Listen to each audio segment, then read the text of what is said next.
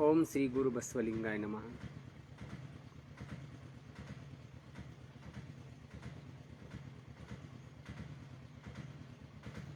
ओम श्री गुरु बसवलिंगाय नमः.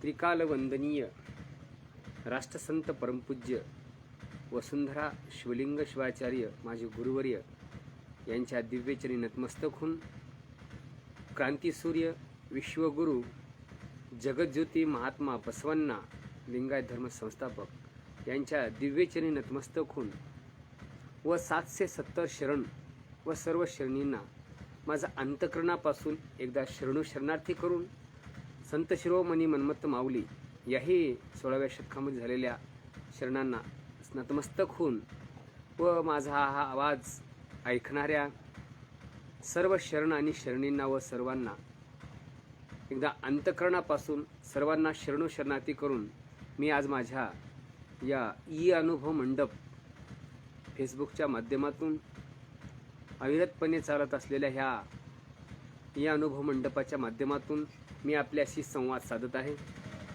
आज आपण रविवार म्हणजे 1 तासाचा हा या अनुभव मंडप प्रश्न उत्तर असतील किंवा कोणाचे काही म्हणणं असेल ते आपण आज या भागामध्ये पाहणार आहोत.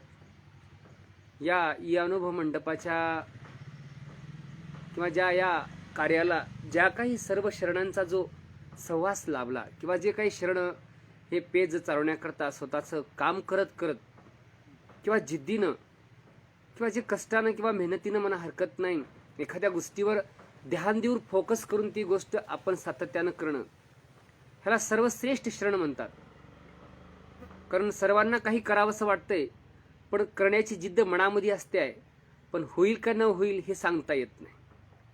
म्हणून ह्या अनुभव मंडपाच्या माध्यमातून जे काही या अनुभव मंडपाच्या माध्यमात जे काही शरण आहेत, डॉक्टर साहेब असतील, जोकारे सर असतील किंवा अजून काही जे काही असतील त्या सर्वांना एकदा अंतकरणापासून अनंत शरणार्थी करून मी माझ्या या अनुभव मंडपाच्या संवादाला सुरुवात करणार आहे. आज आपण खरं तर चांगल्या कलियुगामध्ये जन्माला आलेलो, चांगल्या वातावरणात जन्माला आलेलो, कारण आपण स्वतंत्र आहोत. कारण मी तर म्हणतो की आपला हा जन्म म्हणजे इतकं स्वतंत्रतेमध्ये जन्म झालेला आहे की आम्हाला ह्या जगातली कोणतीच बेडी आम्हाला अडकू शकत नाही. ना कोणत्या धर्माचे आमच्यावर प्रतिबंध लागू शकत नाहीत, ना कोणत्या राज्याचे आमच्यावर प्रतिबंध लागू शकत नाहीत, ना कोणत्या व्यवस्थेचे आमच्यावर प्रतिबंध लागू शकत नाही. कारण आम्हाला इथं स्वतंत्र आहे, आम्हाला अभिव्यक्ती स्वातंत्र्य आहे, आम्हाला जीवन जगण्यासाठी आम्हाला स्वातंत्र्य आहे, आम्हाला आमच्या भाषेचं स्वातंत्र्य आहे, आम्हाला आचाराचं विचाराचं आम्हाला आमच्या धर्माप्रमाणे आम्हाला वागता येतं, हे आम्हाला स्वातंत्र्य ह्याच्यामध्ये आहे. मग आम्ही एवढ्या चांगल्या कालखंडामध्ये जन्माला आलेलो आहोत की आज आम्हाला कशाची निर्मिती करायची गरज नाही किंवा संत साहित्याची आम्हाला करायची गरज नाही किंवा वचन साहित्याची आम्हाला निर्मिती करायची गरज नाही असं म्हणणार नाही, पण त्याच संत साहित्याला उजाळा देण्याची आवश्यकता आहे. तेच संत साहित्य किंवा तेच वचन साहित्य घराघर पोहोचण्याची आमचं अधिक कर्तव्य आहे. जे वचन साहित्य स्वतःच्या मस्तकावर घेऊन जे कल्याण क्रांती झाली त्या क्रांती कल्याणपासून जे उळवीपर्यंत किंवा पूर्ण महाराष्ट्र देशभर हे वचन साहित्य प्रसार आणि प्रचार करण्याच्या माध्यमातून ज्या शरणानं स्वतःच्या प्राणांचं बलिदान दिलं ते बलिदान व्यर्थ जाऊ नये किंवा वाया जाऊ नये ह्याच्यासाठी ही अनुभव मंडपाची सुरुवात 12व्या शतकात अनुभव मंडप तयार केला. त्याला आज लोक संसद म्हणून आज नाव लौकिक झालेलं आहे.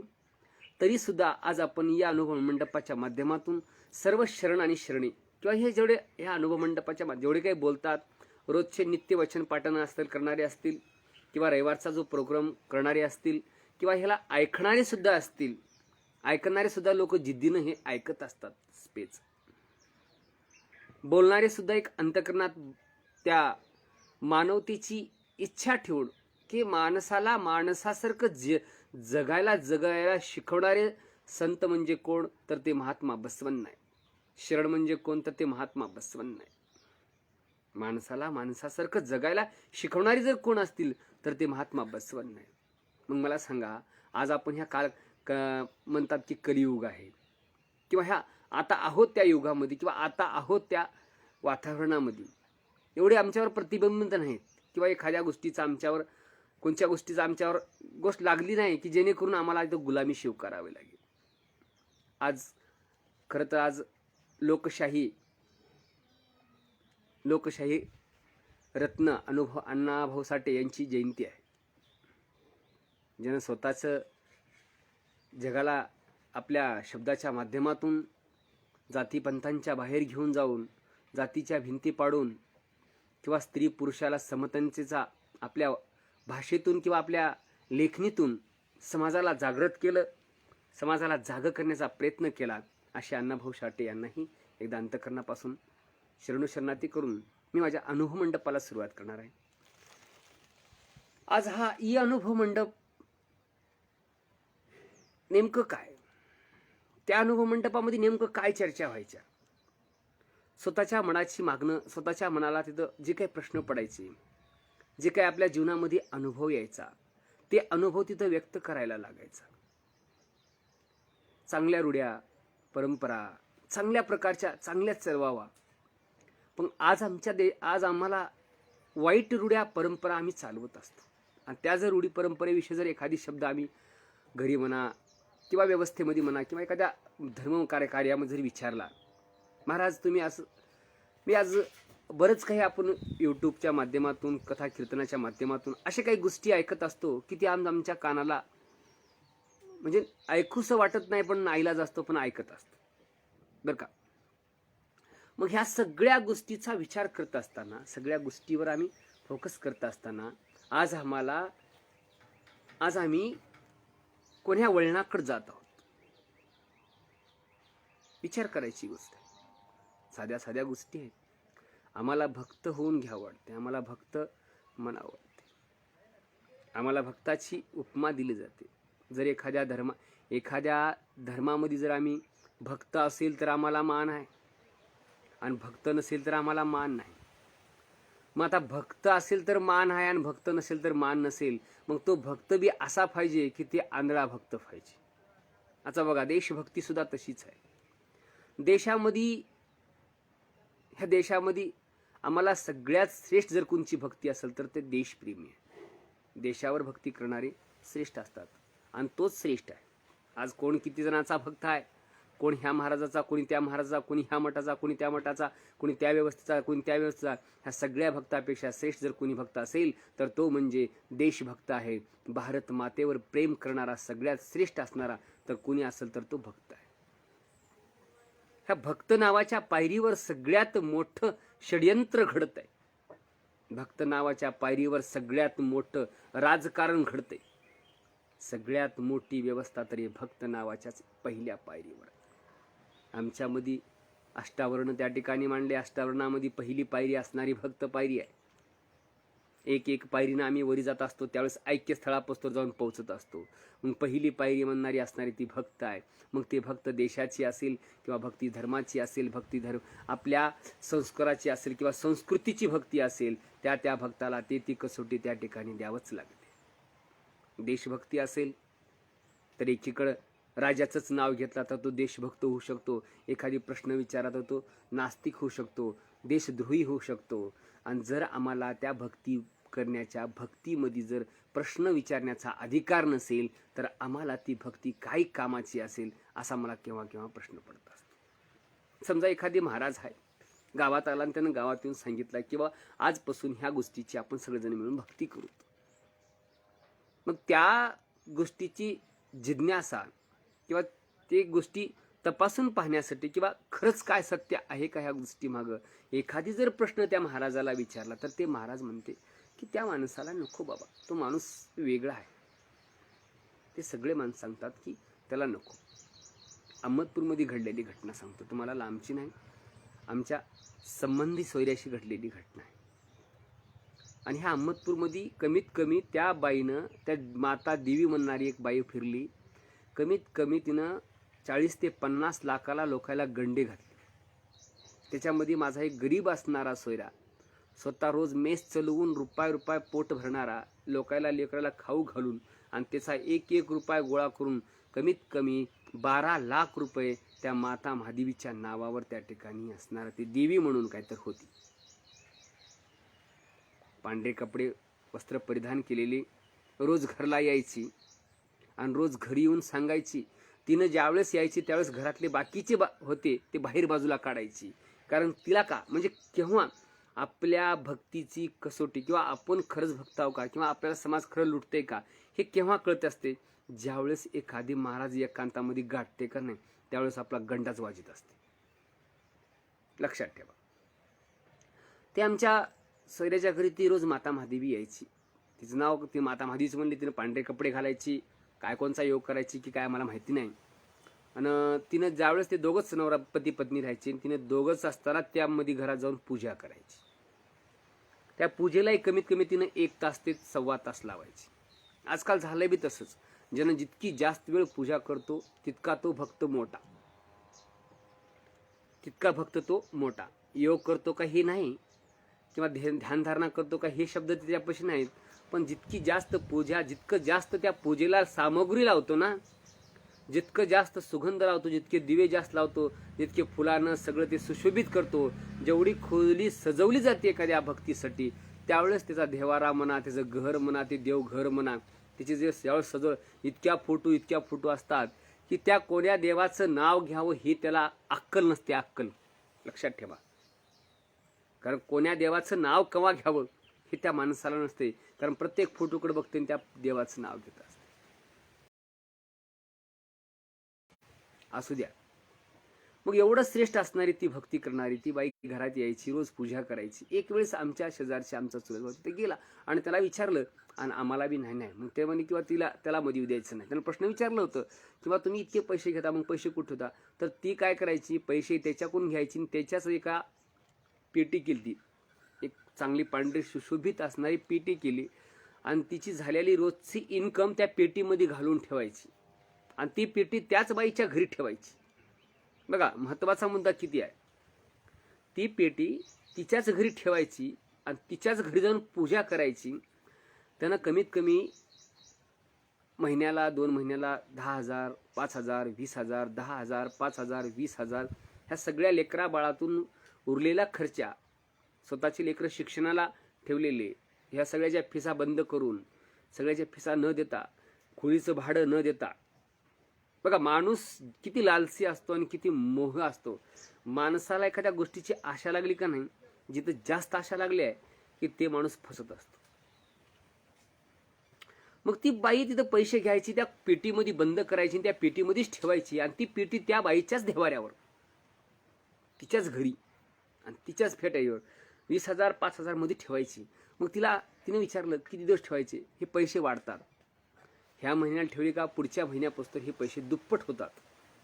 आणि त्या बी देवीला माहीत की आपण जाजेतोर ते काही फोडणार नाहीत, म्हणून तिने 1 महिना तिला परत यायची नाही, परत तिथे यायची नाही. 1 महिन्यापासून तिथे यायची नाही. तोपर्यंत तिचा दुसरीकडे कारभार चालायचा, दुसऱ्या घरी जायचं, असंच करायचं.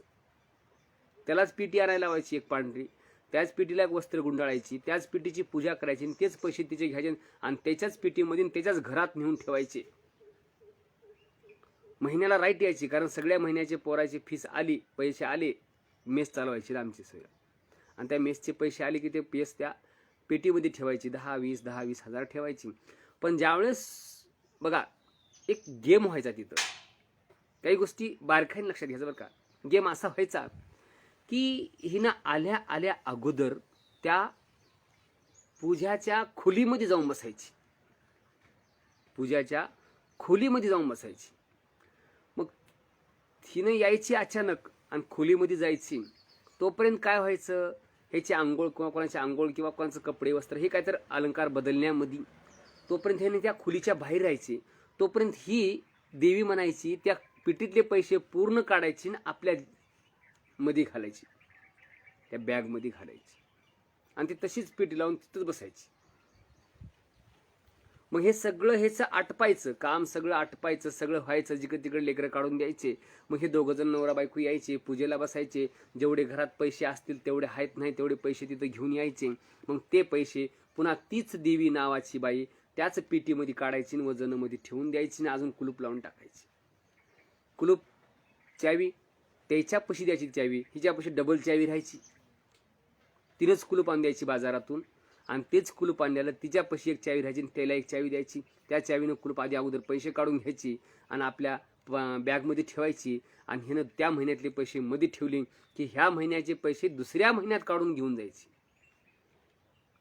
मग हिचा प्रोग्राम सातत्यानं असा चालत राहिला. तिने सांगितली होती की बाबा हे एक वरीस चालावं लागेल. बघा, माणसाला जर एक वरीस जर उकाल भक्तीमधून जर पडत नसेल, 1 वर्ष 2 वर्ष हे सातत्यानं प्रोग्राम अहमदपूरमध्ये सातत्यानं हा प्रोग्राम कमीत कमी 1.5 ते 2 वरीस चालला. बऱ्याच मोठ्या मोठ्या पोलीसवाले असतील, बरेच जण लोक आहेत, त्यानं गंडा घातली त्या बाई.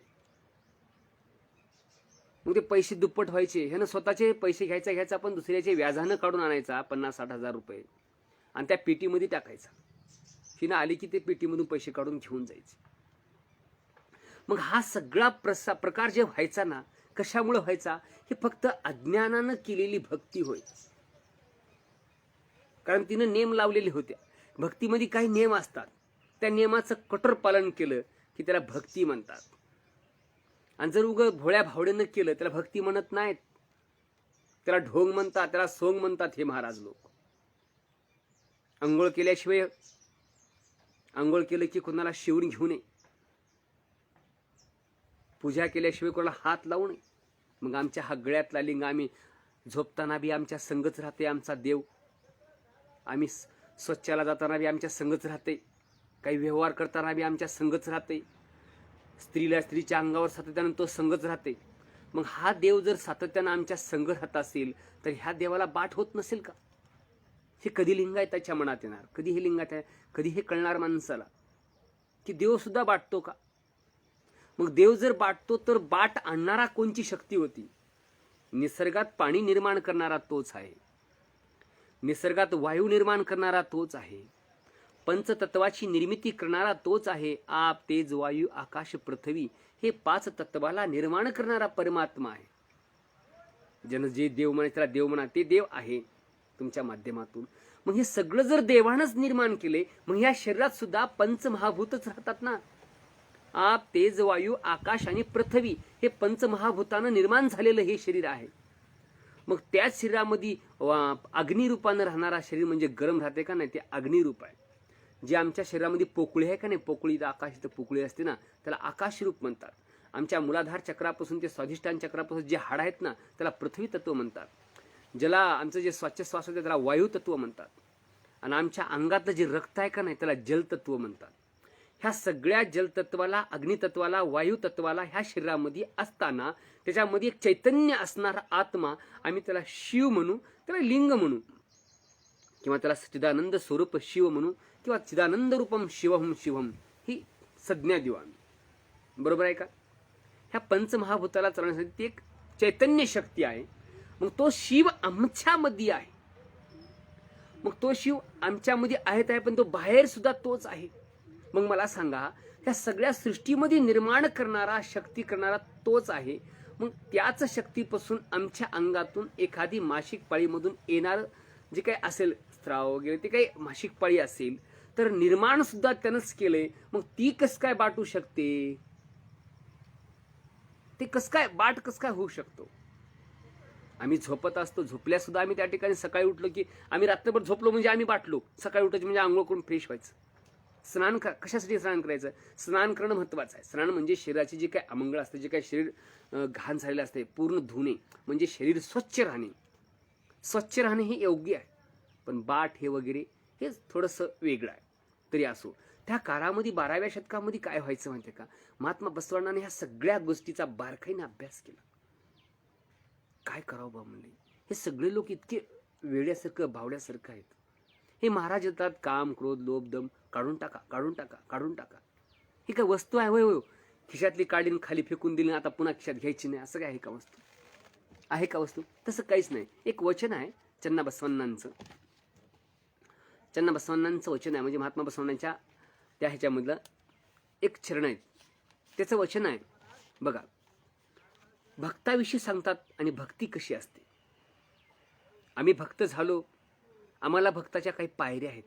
पायऱ्या चढत असताना भक्ती ही सगळ्यात श्रेष्ठ पायरी आहे. मग त्या पायरीवर आमचं बेसमेंट कसं आहे? आम्हाला जे वारंवार जे गोष्टी आमच्या मनावर बिंबवतात कीर्तनातून, सत्यातून किंवा एखाद्या सत्संगातून, ती म्हणजे काय? काम, क्रोध, लोभ, दम, मद आणि अहंकार ह्याला काढण्याचं तिथं सांगितलं ते. मग आम्ही कसं काढायचं? एक लक्षात ठेवायचं, एक वचन आहे, शिवभक्तांना काम नको. बघा, शिवभक्तांना काम नको, क्रोध नको, लोभ नको, मोह नको, मद नको, मत्सर नको. चन्नाबसवांना म्हणतात की बाबा तुम्ही शिवभक्त आहात ना, मग तुम्हाला काम, क्रोध, लोभ, मद, मत्सर हे नको आहे ना तुम्हाला. मग हे जर नको आहे तर पुन्हा प्रश्न पडला चन्नाबसवण्णाला की बाबा हे जर नको आहे, हे काढणं सोपं आहे का? कारण आकाशामध्ये शब्द हा गुण आहे, वायूमध्ये स्पर्श गुण आहे, वायूमध्ये 2-3 गुण वाढले, अग्नीमध्ये त्याच्या 2-3 गुण वाढले, रूप आलं, स्पर्श आला, मग त्याच्यामध्ये वाढलं. मग जलामध्ये, अग्नीमध्ये, म्हणजे पृथ्वीमध्ये सगळ्यात जास्त गुण सगळ्या पृथ्वीमध्ये आले. म्हणजे 5 तत्वामध्ये जेवढे गुण आहेत ना, तेवढे गुण आमच्या ह्या आकाश, आप, तेज, वायू ह्या सगळे आमच्या शरीरामध्ये वास्तवतेनं आमच्या रक्तामध्ये भिनलेले. प्रत्येक तुम्ही काही जरी काढून बघितलो, आमचा क्रोध जाणार नाही ना, राग जाणार नाही ना, लोभ जाणार नाही ना, मद जाणार नाही ना, मोह जाणार नाही. त्याच्यासाठी चन्नाबसवांना म्हणतात, बघा चन्नाबसवांना किती सुंदर म्हणतात, शिवभक्तांनो काम हवा, क्रोध हवा. बघा, काम बी हवा, क्रोध बी हवा, पण लक्षात ठेवा, पण काम हवा, क्रोध हवा, लोभ हवा, मोह हवा, मद हवा, मत्सर हवा. हवा कशासाठी, नको कशासाठी? प्रश्नावर का? लक्षात ठेवा, त्याने सांगितलं काढा म्हणले नाहीत, नसावा, पण पुन्हा सांगितलं हे सगळं असावं, पण कशासाठी? हवा कशासाठी आणि नको कशासाठी? लक्षात घ्या बरं का, इथं महत्वाचं आहे. हवा कशासाठी आणि नको कशासाठी? हवा ह्यासाठी म्हणजे काम क्रोध पाहिजे कशासाठी सांगतो बघा. हवा काम लिंगामध्ये तल्लीन होण्यासाठी काम पाहिजे आपल्याला. काम कसा? लिंग अंग समरेश करण्यासाठी ते कामाची महत्व आहे. आमचं लिंगावर आमचं प्रेम, आमची कामना, आमची भावना, आमचं त्या ठिकाणी असं विलीन झालं पाहिजे. काम हवा त्या लिंगामध्ये विलीन होण्यासाठी.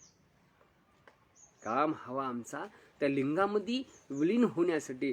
ज्यावेळेस आम्ही आमच्या काम तृप्तीनं, काम भावनेनं, काम वासनेनं आम्ही त्या लिंगाशी एक रूपता होऊ ना, त्यावेळेस कोणचा आनंद होईल आम्हाला. गगनी आनंद न माये, लक्ष्मण मने घ्यावो, आणि जन्म मृत्यू चुकवावो. मग तो काम हवा आम्हाला, लिंगामध्ये लीन होण्याचा काम हवा. बघा दुसरं काय म्हणतात, क्रोध हवा आम्हाला. क्रोध हवा आम्हाला. क्रोध कशासाठी? इंद्रियाची वासना जाळण्यासाठी. क्रोध हवा आम्हाला इंद्रियाची वासना जाळण्यासाठी. इंद्रिय म्हणजे कोणचे इंद्रिय आहेत? पंच ज्ञानेंद्रिय आणि पंच कर्म इंद्रिय. ह्या पाच इंद्रियाला पाचापासून त्या ठिकाणी आम्हाला समाप्त करायचे. कशा प्रकारचं करायचे हेही आम्हाला महत्वाचं आहे. बघा, आमच्या डोळ्याचा विषय असतो. डोळ्या आम्हाला शरीराला जे दिलेले भाग आहे ते सब्जेक्ट म्हणजे डोळे आहेत, बरोबर आहे का? ह्या शरीरामध्ये पूर्ण इंद्रिय काम करतात. सांगू का एक गोष्ट तुम्हाला, पूर्ण इंद्रिय काम करतात बरं का. ह्या डोळ्यानं बघा इंद्रियाला आवरायचं कसं आणि इंद्रिय कामाला कसे लागतात आणि कसे लावतात हे महत्वाचं आहे बरं का. एका बागेमध्ये एक बाग होती आणि त्या बागेमध्ये आंब्याचे झाड होते, आंब्याचे दिवस होते. त्या बागेमध्ये आंबे चांगले लागले होते. पाडाला एक आलेला आंबा होता आणि त्या शेतकऱ्यानं ती बाग जीवाच्या पलीकडे सांभाळलं होतं. जीवाच्या पलीकडे सांभाळलं होतं. त्याला तेवढंच बाग होती आणि तेवढ्याच बागेतून त्याचं जीवन चालवत होता तो माणूस. मग ह्या डोळ्यानं त्या बागेतला आंबा पाहिला. ह्या डोळ्यानं त्या बागेतला आंबा पाहिला. मी सांगतो का, क्रोध हवा पण इंद्रिय दमन करण्यासाठी, इंद्रियाची वासना समाप्त करण्यासाठी. मग ह्या डोळ्यानं ते आंबा पाहिला. डोळ्यानं आंबा पाहिला. अगोदर त्या आंब्याकडे कोण गेलं? आपले पाय गेले. डोळ्यानं पाहिलं, डोळ्यानं आज्ञा दिली पायाला, चल तिकडं. त्या झाडापास्तोर पायानं घेऊन गेले. झाडावर चढले कोण? हात धरून झाडावर चढला. हातानं तोडले. हातानं आंबा तोडला हातानं, तोडून खाली घेतला, खाली बसून एका कडेला बसून ते आंबा खाला. डोळ्यानं दाखवलं, पायानं नेलं, हातानं तोडलं, जिभेनं खाल्लं, दातानं खाल्लं. बरं का, तितक्यामध्ये मालक आला. तितक्यामध्ये ते शेतातला मालक आला. मालकानं बघितलं, माझे आंबे चोरून खाते, मी 100 रुपयाला 2 आंबे विकतोय, 50 रुपयाचा आंबा खाऊन पार केला. मग मालकाला राग आला. मालकानं 2 काट्या पाटीत घातल्या. पाटीत घातल्याबरोबर डोळ्यातून खळकून पाणी आलं. विचार करा, ज्यानं जी गोष्ट पाहिली त्याच गोष्टीसाठी शेवटी त्याला दुःख झालं, म्हणून त्या दुःखाचे अश्रू त्याच डोळ्यातून बाहेर पडले. म्हणजे ह्या शरीराला लावलेले इंद्रिय, त्या इंद्रियातून जी वासना आम्हाला प्राप्त होते, त्या प्रत्येक इंद्रिय हे ह्या इंद्रियानं पायाला काम लावलं, हाताला काम लावलं, मार शेवटी पाठीनं खाला, म्हणजे पूर्ण. आणि शेवटी दुःख, जिभेनं स्वाद घेतला, दातानं त्या ठिकाणी खालं, पण शेवटी दुःख हे झालं, ते डोळ्यातून पाणी आलं. म्हणजे क्रोध हवा तर इंद्रिय दमन करण्यासाठी, म्हणून आम्हाला हे सगळं दमन करण्यासाठी क्रोध हवा, लोभ हवा. बघा, लोभ बी हवा म्हणून कशासाठी? पादुका प्रसादासाठी. लोभ हवा आम्हाला, लोभ पाहिजे आम्हाला. लोभ नको असं नाही, लोभ पाहिजे ते पादुकाच्या प्रसादासाठी. माझ्या गुरुची पादुका, माझ्या प्रसाद त्या ठिकाणी भेटला पाहिजे. मोह हवा आम्हाला गुरु लिंग जंगमाची पूजा करण्यासाठी, भक्ती करण्यासाठी, ज्ञान अर्जन करण्यासाठी मोह हवा आम्हाला. बरं का, हवा शिवाचाराचा काही श्रेष्ठ नाही याचा, सगळं काही शिवाचारासाठीच. मत्सर हवा हा सोनं स्त्री माती यांच्या षडगुण जाणण्याचा. बघा, मत्सर हवा बरं का आम्हाला, स्त्री सोने माती समान नको हे आम्हाला. एखादी कथा ऐकतो आम्ही, त्या कथेतून उठून जातो घरला की एखाद्या गोष्टीवर रागराग करतो, स्त्रीवर भावना करतो, हे नको आम्हाला. मद हवा शिवाचार्याच्या कधी हे अशा षडगुणास हवेत. असे षडगुण आम्हाला हवेत, आणि ते षडगुण आमच्यामध्ये आहेत म्हणून आम्हाला त्यावर भावना बसते ना. आमचं जर काम निघून गेला तर आमची लिंगपूजेवर आमचं ध्यान राहायचं नाही, आमची काम. लोभ नसेल तर एखाद्या पादुप्रसादाची त्या ठिकाणी आम्हाला लोभ झाणार नाही. आम्हाला क्रोध नसेल, आमची इंद्रिय त्या ठिकाणी जाळता येणार नाहीत. असो, आता नको कशासाठी हवा सांगितलं, पण नको कशासाठी? काम नको परस्त्रीस क्रोध न नको गुरुच्या वाळ. काम नको परस्त्रीस पाहण्यासाठी.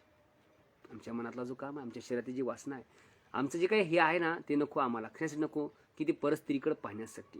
क्रोध नको आम्हाला गुरुचरणांची दूर करण्यासाठी. लोभ नको आम्हाला तन मन धनांचा लोभ करण्यासाठी. मोह नको आम्हाला संसारात मदमत्सर शिवभक्तीमधून अडकण्यासाठी. मत्सर नको आम्हाला सकल प्राणी मात्रावर त्रात करण्यासाठी, जीव हिंसा करण्यासाठी नको आम्हाला मत्सर. या प्रकारे षडगुण जाणती, षडरूपी त्यागती, तोच खरा शिवभक्त असा हा कुडलचन्न संगम देवा. मग कोण भक्त होऊ शकतो? तर तोच भक्त होऊ शकतो की ज्या गोष्टी आम्हाला आमच्यामध्ये आहेत. अजून एक वचन सांगू का तुम्हाला? आमच्यामधलं ह्याच्यामध्ये वचन आहे, एक लक्षात ठेवा. आता दुसरं एक वचन सांगतो तुम्हाला. आम्हाला त्या शिवाला ओळखायचे, पण एक लक्षात घ्या, आम्हाला ओळखायचे त्या शिवाला, पण एक वचन कायलं चन्नाबसवण्णानं, डोळ्यात रूप राहिले, डोळ्यातल्या डोळ्यातच रूप राहिले, शिवास डोळे पाहू शकत नाही. हे दिसतंय ना, आम्हाला दिसण्याची जी शक्ती आहे ना, ती फक्त त्या डोळ्यामध्ये त्या भगवंतानं निर्माण केलेली आहे. आमचं काय? आमच्यामधून ज्यावेळेस प्राण निघून गेला त्यावेळेस आम्हाला भीतीला जरी बसवलं तर आम्ही घसरून खाली जातो, मूठ सुद्धा बांधता येत नाही आम्हाला, असे हात पसरतात. बघा, लक्षात ठेवा.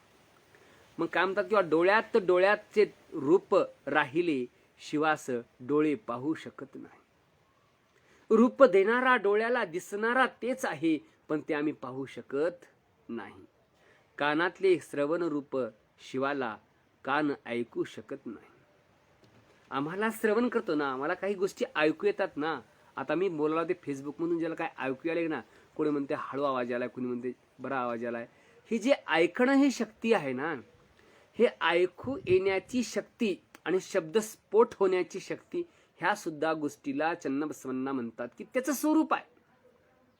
त्या कानामध्ये तो यंत्र होऊन त्या ठिकाणी, अहो बाजारातून आणलेलं यंत्र कानात घातलो, ते मशीन खिशात ठेवलो, तर जास्तीत जास्त किती वेळ चलल? जोपर्यंत त्याच्यात चार्जिंग होणार नाही तोपर्यंत चलल. एकदा चार्जिंग संपली की ते आपोआप बंद. आता काही हेडफोन निघाले बारकुशे, कानात घालून बसायचे आणि त्या ठिकाणी नेऊन ठेवायचे, कुठेही मोबाईल असो आपला ऐकू येते. पण त्या हेडफोनला सुद्धा एक चार्जिंग करावं लागेल, बॅटरी चार्जिंग करावं लागेल. आता मला सांगा, निसर्गानं दिलेलं हे शरीर, निसर्गानं दिलेलं हे शरीर, ह्या शरीरामध्ये कोणची बॅटरी चार्जिंग केलो आम्ही कानाला ऐकू येण्यासाठी?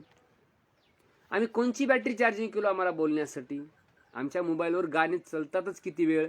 मोबाईलमध्ये बॅटरी आहे तोपर्यंत गाणे चालतात, बरोबर आहे का? आम्हाला ऐकूच येतं किती वेळ? काही गोष्टी लक्षात घ्या. चन्नबसवांना सांगायचे, अरे मित्रांनो, अरे बाबांनो, भक्तांनो, शरणांनो, काही गोष्टी आम्हाला लक्षात आल्या नाहीत, आम्ही त्याला दुसरीकडे हुडकीत बसलो ना. ह्या मंदिराकडे जाय, त्या मंदिरात जाय, त्या आश्रमात जाय, त्या घरात जाय, त्या देवाकडे जाय, त्या धर्माकडे जाय, त्या तीर्थात जाय, त्या यात्रेत जाय, त्या पत्रात जाय, तिकडे जाय, इकडे जाय, मशाई पोरे मायापाचे माय, सगळीकडे नद्याला वड्याला कुठं बी आम्ही हुडकीत बसलो. सगळीकडे हुडकून हुडकून हुडकून परेशान झालो. त्यावेळेस शेवटी त्याला तो मृत्यूमुखी पडला तरी त्याला सापडला नाही. पण ज्यावेळेस मृत्यूमुखी पडला त्यावेळेस जंगम तर स्वतःचा जंगम त्या ठिकाणी येते आणि त्याला मांडी घालून पद्मासन घालून बसवून त्याच्या हातामध्ये करस्थलामध्ये इष्टलिंग देतात आणि हेच तुझा अंतिम देह आहे बाबा, हेच तुझा परमात्मा आहे आणि हेच तुझं शेवटच्या काळापासून येणारी हीच तुझी परमात्म्याची प्रतिमा आहे, हेच तुझा शिव आहे, हेच तुझा पती आहे, हेच तुझा मालक, हे तुझा धनी, हे सर्व काही तुझं हेच आहे. म्हणून त्यावेळेस त्याला हातामध्ये देऊन ते लिंग पूजा करून त्याला बसवतात आणि वरून माती ढकलून देऊन निघून मोकळे होतात. मग आम्हाला हे केव्हा कळणार? ह्या जगावर अशी कोणची शक्ती आहे, कोणचा असा महाराज आहे की बाबा तुझा आहे तुझं पाशी परी तू जागा चुकलाशी, असं सांगणारा कोणी महाराज आहे का? संत साहित्यानं सांगितलं, शरणानं सांगितलं, सगळ्यांनी सांगितलं, पण कोणचा महाराज सांगू शकत नाही. महाराज म्हणते, मी दोरी घालतो, मी गंडे घालतो, म्हणजे एवढ्या वाऱ्या कर, म्हणजे तेवढ्या वाऱ्या कर, म्हणजे एवढ्या आमोशा ये, म्हणजे तेवढ्या आमोशाला ये, म्हणजे एवढ्या पौर्णिमेला ये, इकडं जाय तिकडं जाय, हे सगळीकडे फिरून फिरून फिरून फिरून आमचा गंडा वाजतात आणि मग म्हणते बरं झालं का जरा म्हणते. माणसाचा एकदा गंडा वाजला की माणूस आपोआपच बरं होते. आर्थिक व्यवस्थेतून माणूस खचला की माणसाचं खचीकरण झालं की ते दुःख आपोआपच संपून जात असतात. खिशातला पैसा संपला की माणूस निराश होते आणि पुन्हा कमवायच्या मागं लागते, काम करायच्या धंद्याच्या मागं लागते. जोपर्यंत खिशात पैसा आहे का नाही तोपर्यंत मस्ती असते माणसाच्या मस्तकात, डोसक्यात मस्ती असते, माणसाच्या मनामध्ये सगळं काही धुमडी असते, तोपर्यंत माणूस काही करू शकते.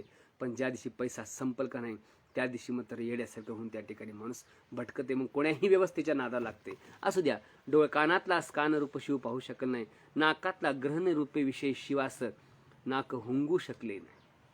आमच्या नाक इंद्रियामधला ते एखाद्या गोष्टीचा वास येतो, हे वास कशाचा आहे? हे आमचा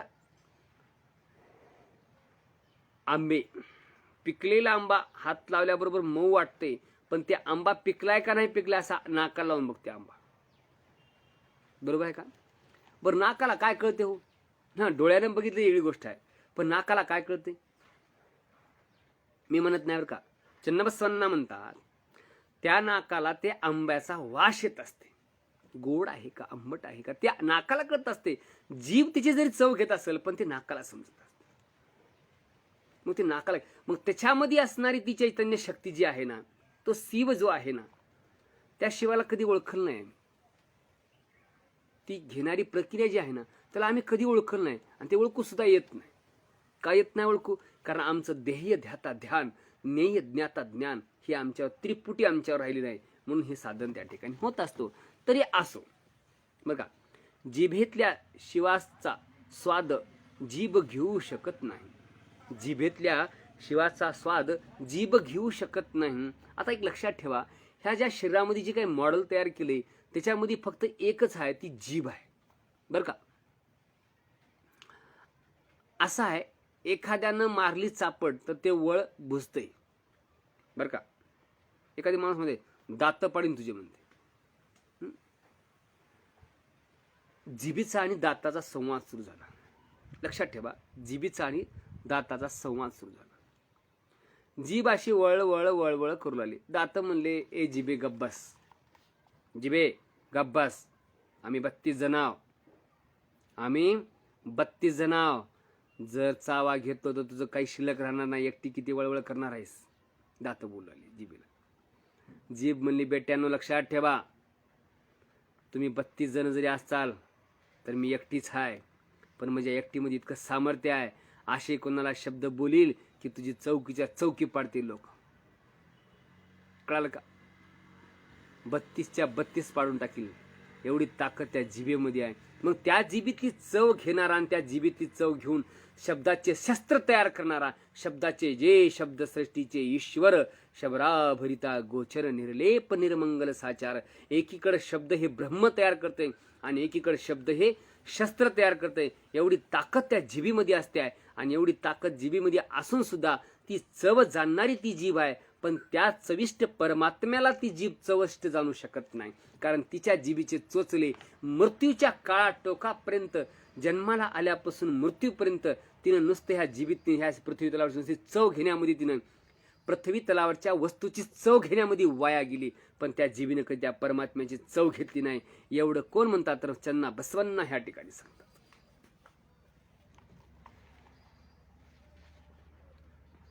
त्वचेतले त्वचा स्वरूप शिवाला, त्वचेचा स्पर्श करू शकत नाही. त्वचेतल्या त्वचेच्या शिवस्वरूपाला त्वचा स्पर्श करू शकत नाही. ही त्वचा आमची, ही त्वचा अंगावरची, ही त्वचा, हे सगळं ही त्वचा आहे. मग ही जी आमच्या अंगावरची जी काही चादर आहे किंवा ही जी त्वचा आहे, ही त्वचा त्या शिवानं किंवा त्या चैतन्य परमात्म्यानं आम्हाला पांघरलेली आहे. फक्त फरक जितका आहे, कोणाची काळी आहे, कोणाची थोडीशी गोरी आहे. बरं का? कोणाची काळी आहे, कोणाची थोडीशी गोरी आहे. जर समजा सृष्टीने जर आम्हाला ही त्वचा दिली नसेल, जर अंगावर ही त्वचा जर पांघरली नसेल, तर आम्हाला टिक्कोर घेऊन बसावं लागतं. टिक्कोर माशी आहे बसावं लागलं असतं. नुसतं एखादी पायाला दुःख होऊ द्या, कुठे एखादी हे होऊ द्या, नाकाला कुठं तर दुःख होऊ द्या, हाताला दुःख होऊ द्या, ह्या सगळे चिरट माश्या तिथं घोंगतात खाण्यासाठी. बरोबर आहे का? नुसता फोड बी आला पायाला किंवा कुठं काय आलं तर ते माश्या चिरट तिथं घोंगतात. ते हाणावं लागते आम्हाला पारापारला. आणि जर हे चादर किंवा हे त्वचा जर आम्हाला त्या ईश्वरानं जर दिलं नसेल, तर आमचं काय झालं असतं? आम्हालाही आमच्या शरीरामध्ये मांस राहिलं नसतं, रक्त आपापच पसरून जमिनीवर गेलं असतं, आम्ही उभारलो नसतो. म्हणून ह्या त्वचेवर इतका लोकांचा अभिमान आहे ना. ह्या त्वचामध्ये जी शक्ती आहे, त्या शक्तीला आम्ही ओळखलं नाही. बघा, चन्नबसवांना त्या परमात्म्याचं स्वरूप, त्या देवाचं स्वरूप, त्या चैतन्य शिवाचं स्वरूप, त्या इष्टलिंगाचं स्वरूप आपल्या शरीरामध्ये सांगतात. तुला एखाद्या गोष्टीला हवा आहे, तुझ्या शरीराला जर स्पर्श हवा होता, त्या शरीराला जर रूप हवं होतं, त्या डोळ्याला जर रूप हवं होतं, तर त्याच्यामध्ये इतकं मोठं रूप दडलेलं आहे, अगोदरच मध्ये इतकं मोठं रूप दडलेलं आहे की जे डोळे झाकून दिसते ते डोळे उघडे ठेवून दिसणार. लक्षात ठेवा, जे डोळे झाकून दिसते ते डोळे उघडून दिसणार नाही. ज्यावेळेस तुम्ही झाकचाल त्यावेळेस ते परमात्म्याचं स्वरूप दिसण्याची, एक चैतन्य प्रकाश दिसण्याची शक्ती त्याच्यामध्ये. कानानं जे ऐकायचे, जे शरीरातला ध्वनी ऐकू येतंय, ते बाहेरच्या ध्वनीनं कान ऐकू शकत नाही. बघा, जिभेनं जे परमात्म्याची चव घेऊ शकते ते मध्यंतरी अंतरात्म्याची ती चव आहे. तसं ही त्वचा, ही जी त्वचा आहे ना आमची, कोणाची त्वचा चांगली, कोणाची त्वचा जरा खराब आहे, पण ह्या त्वचेवर इतका अभिमान आहे ना आम्हाला.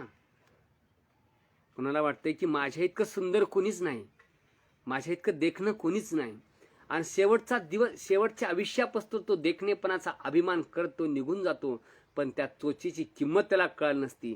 लक्षात ठेवा, ही त्वचा, हे रूप, हे रस, हे गंध, हे सगळं जे काही दिलेलं आहे ना आमच्या शरीरामध्ये, त्या सगळ्याच्याच पाठीमागं एक षडयंत्रणा काम करते.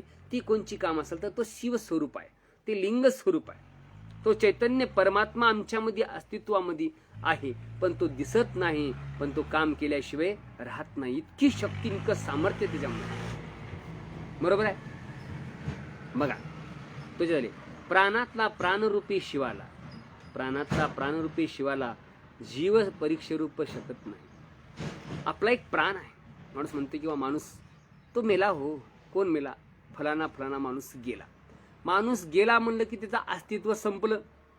मग नंतर लगेच थोड्या वेळानं म्हणतात केव्हा आहे माती, आलं का मड, कुठं आहे ते मड, कुठवर आले मड, कुठवर आहे मड, कुठवर आहे प्रेत, कुठवर आहे ते प्रेत, कुठवर आहे ते मड, असे हे शब्द उच्चारतात.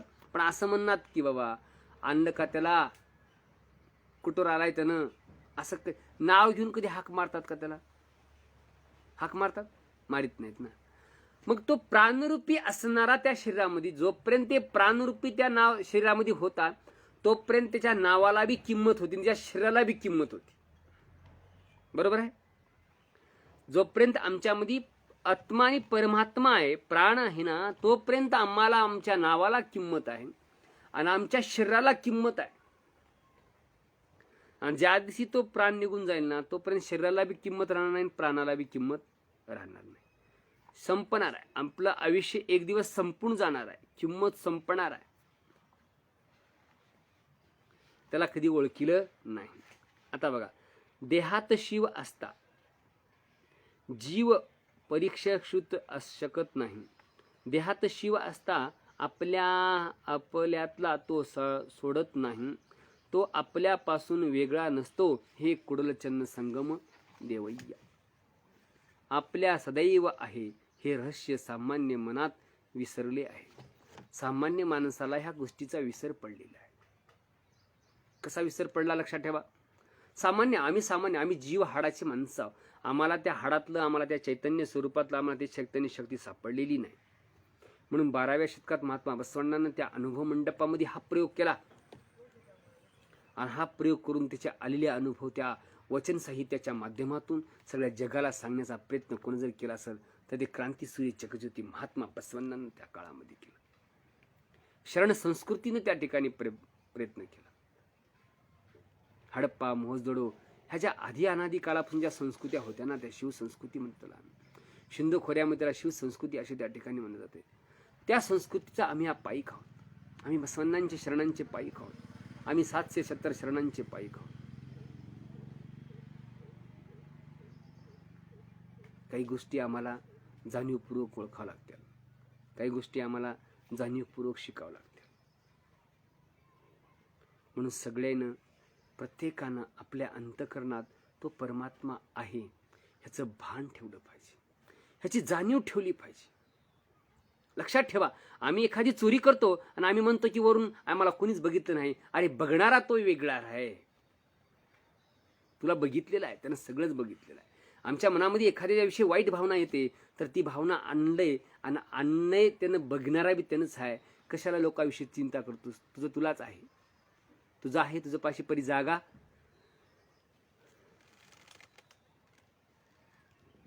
चुकलासी, मग तुझी जागा चुकलेली आहे, तुझी वेळ वाया जात आहे. म्हणून ही वाया जावलेली वेळ माणसानं दौडू नये आणि वाया जावलेली वेळ वाया जाऊ देऊ नये. होता होईल तेवढं प्रयत्नांती परमेश्वर, प्रयत्न करायचा, आमच्यामधलं शिवतत्व जागृत करायचं. मूलाधार, स्वादिष्ठान, अनहाद, विशुद्धनेह अशा षडचक्राचा आम्हाला जर भेदन करायचं असेल तर आम्हाला आमच्या इष्टलिंगाचीच पूजा करावं लागेल. आम्हाला आमच्या गळ्यात घातलेल्या परमात्म्याचीच पूजा करावं लागेल. कारण तुझा आहे, तुझं पाशी परी जागा चुकलासी. आम्हाला आमच्या धन्याचीच पूजा करावं लागेल. अंग, सती आणि लिंग हा पती आहे. आमचा हा लिंग आमचा पती आहे आणि आम्हाला आमच्या मालकासंग इमानदारीने राहणं हे आमचं कर्तव्य आहे. आमच्या मालकाचं सौभाग्याचं प्रतीक म्हणजे आमच्या विभूती मस्तकाचं जे काही विभूती आहे ना, हे आमचं सौभाग्य आहे. आणि आमच्या मालकाचं मंगळसूत्र आमच्या गळ्यातली रुद्राक्षाची माळ आहे. आणि आमच्या मालकाचं आचरण जर असेल तर अष्टावरण आहेत आमच्या मालकाचे आचरण. मग शरण, आमच्या आचरण अष्टावरण आहेत: भक्त, शरण, भक्त, महेश, प्रसादी, शरण आणि ऐक्य. ह्या षटस्थलाच्या 6 पायऱ्या आहेत. आणि त्याच्यातून पंचाचार आहे: शिवाचार, गराचार, व्रताचार, अशा 5 त्या ठिकाणी पंचाचार आहेत. षटस्थलाचे अष्टावरण आहेत. म्हणून आम्हाला आमच्या अष्टवर्णाप्रमाणे वागता आलं पाहिजे. आम्हाला आमच्या अष्टवर्ण आम्हाला अंगीकार करता आले पाहिजेत. आम्हाला आमच्यामध्ये स्वतःमध्ये शिव हुडकता आला पाहिजे. बरोबर आहे का? कारण बसवण्णाने एक सुंदर वचन त्या ठिकाणी सांगितलं. एक वचन सांगतो आणि बंद थांबतो. मी पहिले या वचनाचा उल्लेख करून दाखवलेला आहे, तरी सुद्धा सांगतो. जगविस्तार नभोविस्तार. मित्रांनो, अरे भक्तांनो, लक्षात ठेवा, जगविस्तार नभोविस्तार, विस्ताराचाही विस्तार, विस्ताराचाही विस्तार. तुझे चरण सप्त पाताळाच्या ही पलीकड आणि तुझे किरीट एकवीस स्वर्गाच्याही पलीकड अगम्य अगोचर अप्रतिम लिंगा आणि येऊलासा झालासी परमात्मा आणि माझ्या करस्थली येऊनी बैसलासी हे कुडल संगम देवा. इतकी बसवण्णानं त्या देवाला प्रार्थना केली. खरं सांगू का म्हणले देवा, खरं सांगू का तू इतका मोठा आहेस रे, इतका मोठा आहेस, किती मोठा आहेस. जगविस्तार नभविस्तार, विस्तारात ही विस्तार. तुझे चरण म्हणजे माझ्या ह्या देवाचे चरण सप्त पाताळाच्या पलीकडे आहेत. 21 स्वर्गाच्या काय जे म्हणतात ना माहीत नाही, पण त्या पलीकड स्वर्गाच्याही पलीकड तुझं किरीट आहे. ते परमात्मा माझ्या करस्थलावर डुंबसास. किती मी भाग्यवान आहे रे. अनंत कोटीचा ब्रह्मांड नायक, अनंत युगाचा तो स्वामी, देवाचा देव तो महादेव, नाथाचा नाथ भूतनाथ तो परमात्मा आमच्या करस्थलावर आहे. पशुपती असणारा, त्याला किती नाव आहेत. पशुपती म्हणजे सगळ्या पशुचे पती असणारा, आमच्या जीवाचा सगळ्याचा धनी असणारा. आम्हाला सुद्धा पशुपती म्हणले. आम्ही बी पशु आहो, आम्ही बी जनावरासारखे आहो. माणूस सुद्धा जनावरासारखं वागते कवा कवा, लक्षात ठेवा. म्हणून आमचा पती हाच परमेश्वर आहे. म्हणून आम्हाला संज्ञा त्या ठिकाणी आम्हाला पती हा परमेश्वर आहे. म्हणून आम्ही अंग लिंग हे सामरस्य व्हावं, हीच एवढी मंगलमय ह्या ठिकाणी प्रार्थना करून मी ह्या ठिकाणी थांबतो. सर्वांना एकदा पुनश्च अंतकरणापासून शरणोशरणार्थी करून मी या ठिकाणी थांबतो. आता हे पुढचा कार्यक्रम संपलेला आहे, मग मी या ठिकाणी जाहीर करतो. सर्वांना शरणोशरणार्थी.